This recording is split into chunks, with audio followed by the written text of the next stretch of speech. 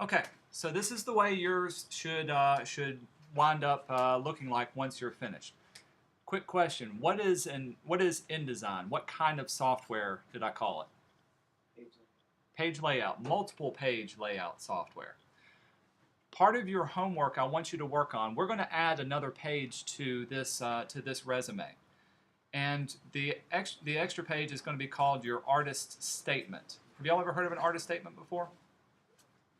What it is, what it's used for? An artist statement is something that you give to people, an employer or someone who works at a gallery, that tells what kind of work you do, who you are as an artist. I've put up on Moodle, so if you logged into Moodle, you may be able to see it. This is your homework assignment. It's going to be just to write 5 paragraphs, about 5 sentences each, answering each of these questions. Who are you, where you're from, what inspires you, and give some examples. What kind of work do you like to create, or do you want to create? What are your strongest attributes? What are your weakest attributes? And why someone should hire you, or at least pay attention to your work that you're working on. An artist statement is something that defines who you are or who you want to be as an artist. And this is something that will change with you throughout your entire career. But right now, just take some time to think about what you want to do and to write it down. All I'm looking for is just a couple of sentences for each paragraph. When we add it to it on Wednesday, I'll show you how to format it, and we're going to do something really cool with it. Another thing, on Wednesday, I'm going to take a photograph of you. You're going to add your photograph to your resume. So if you're the type that wants to be dressed up or is very self-conscious about the type of photographs you're in, you may want to dress up or wear something appropriate. It's just going to be from the chest up, just a head picture of you to work from. So that's going to be your homework. If you finished up with your resume, you can get started on it today. Let's jump back into InDesign. Come on in. You can have a seat, right? So in InDesign, we've added the text boxes. We've able to format it. Some of you figured out how to format and add the text on the left-hand side as well.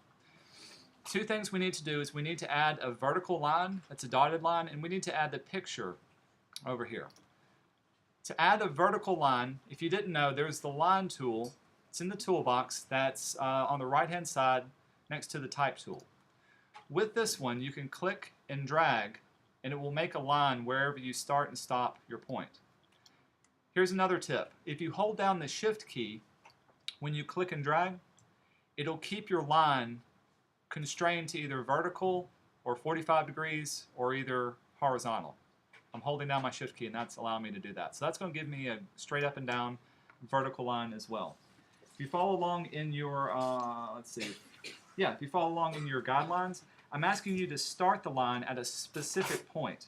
An X location of 3.131139 and a Y coordinates. Do you remember where to find the X and Y coordinates of something you're working on? Where at? Top left, very good. At the top left up here, these are your X and Y coordinates. Also pay attention to this little small area just to the right of it. This is relative to the center point. So the X and Y coordinates are right here. And these are the top and bottom coordinates of my line. So let me type in the coordinates that I wanted it to start at. And we'll say X of 3.1139 and a Y coordinate of 1.1244. Now if I hit return, it's going to place it in the right Y position, but notice where my starting and stopping point is. It's a little bit too high. Let me move this one out of the way. See how it placed it right here? I wanted it to move down. Why did it place it so high up, do you think? The length of it's part of it. Check out these little dots. Notice the center point. This is the center point coordinate for this X and Y. If I was to choose the top point, we'll click on it. You got to pay attention to this top point. So now the X is okay. Let's change that Y back to 1.1124. When I hit return, now you can see it puts it in the right position that way as well. So pay attention to where the point it needs to be when working from that. I do want you to reposition it so that it goes all the way down the length that you need it to be. To change the style of it, first of all, be sure to have the line selected and look in the very center of your screen. This is the width of it, and this is the style that you can choose from. I'm asking for the width of it to be 5 points, so I'm just going to highlight that and type in 5. So now it's thick, and change the style of it to dotted, which I believe is, there we are right there. And you can see the different types that'll change up with that one. All good? Pretty cool? Do you remember how to change the color of something if I have it selected? Where do I look for those?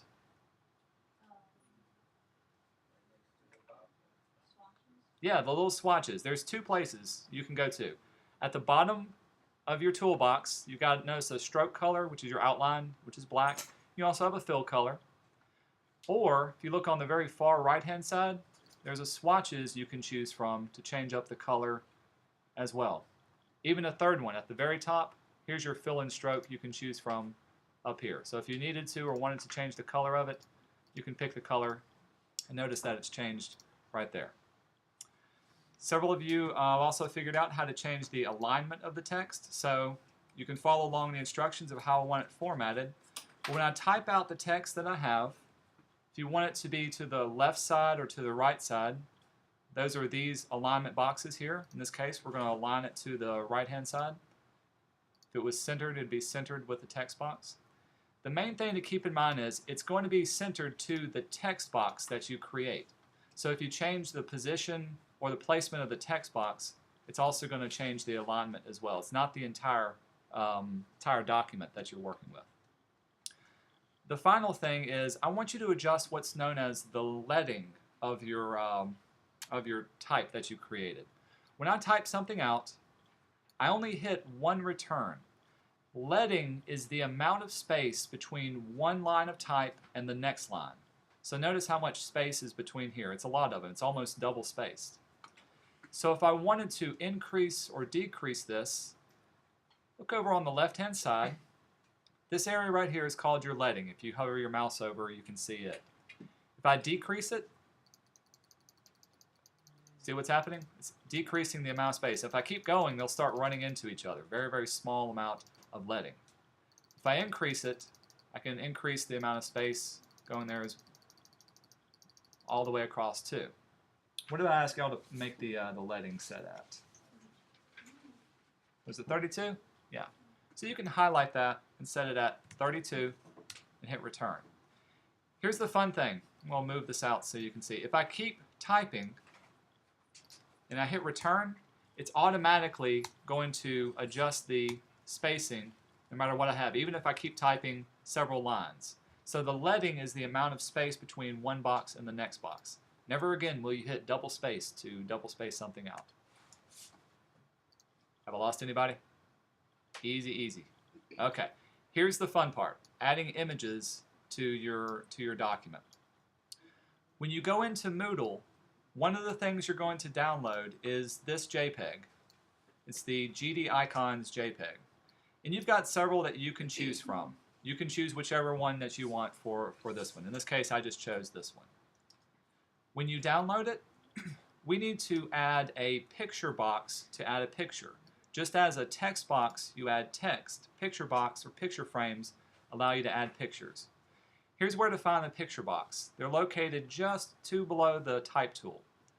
If you click and hold, there's some different ones you can choose from. There's a rectangle, there's an ellipse, so you can make circular frames, or you can make multiple-sided polygon frames. We're just going to work with the rectangle for now. When I click and drag, just like the text box, it's going to create a box for me. Actually, I need to turn something on. Y'all bear with me just for a second. Yours may look like this. It'll have an X going through it. If there's an X in it, that means there's no picture inside of the box. It's just an empty box. To place a picture within this box, first of all, I have it selected. Go to File, down to Place. I'm being very careful to just call it to place an image. I'm not importing, I'm not putting it and placing it. What's the hotkey to hit to place something? Command D. Very good. Start learning those hotkeys. From here, it's going to ask me to find it, and I know I have it on my desktop. There it is, GD Icons. We'll hit Open. All right. I've got it placed inside of here. Now I need to be able to scale it and move it around. I'm going to choose my selection tool. Remember, the selection tool allows you to move things, to change sizes. That's a very important tool. When I hover over it, do you see the little circle that appears? If I click on that circle, I get an even bigger bounding box around this one. This will allow me to move my icon around, and you can see how it's framing it off. It'll cut off wherever the outside edges are, but I can place it in the center, and if I click on the edges of any one of these and drag, I can resize it. Does anybody remember what to hold down if you want to keep it proportional? Did I tell you all that?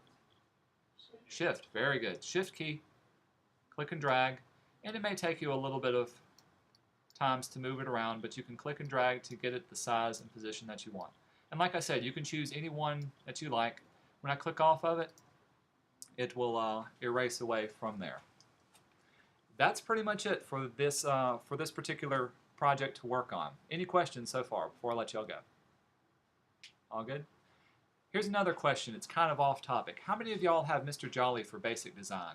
Or how many of y'all are doing a project where he's having y'all do like different shapes and stuff on there? Would y'all like to know how to do this in Illustrator, or excuse me, InDesign on the computer? I'm going to give y'all a free tutorial, okay? Oh, everybody gets excited, okay. I've made a new document. This is nothing too new for you. I think y'all can handle it. So in InDesign, I've got my new document. Check out beside the picture frame tools. There's some other just regular shape tools. There's rectangles, there's ellipses, and there's polygons. Now later we're going to learn Illustrator. It's going to be a little different. But in InDesign, with the polygon tool, I can click and drag, and it will start to create different sided polygons. You'll have to make something with triangles, I believe. So now I've made a triangle. Notice that the outline is in black and my fill color is none. So let's change the color of it. I'm just going to double click and choose a color to fill it in. Let's say I wanted a five-sided polygon. I'm going to click once, and it's going to bring up this dialog box. I didn't click and drag. It's going to ask for a height and a width, and I'm just going to type in something, say 8 by 8. And there's the number of sides that I can work from. So if I wanted a five-sided polygon, what's that called? Pentagon, okay. When I say okay, it draws a pentagon for me. Now every time I want to change or click and drag, it'll create pentagons for me for each time. I'm holding down my shift key also to do that. And remember, if you want to move them, use your selection tool to click on them, drag them around, and you can even rotate them to change that up. And then change your fill colors and outlines, that stuff like that. Would that be helpful for you? Okay, cool. I'm going to turn it back over to you so that you can work on this one. Remember, you're doing this resume and your own resume, and also typing up your artist statement. You'll need that for the very next class that we'll work through. If you are finished, also print these to the color printer in the very back once you finished it.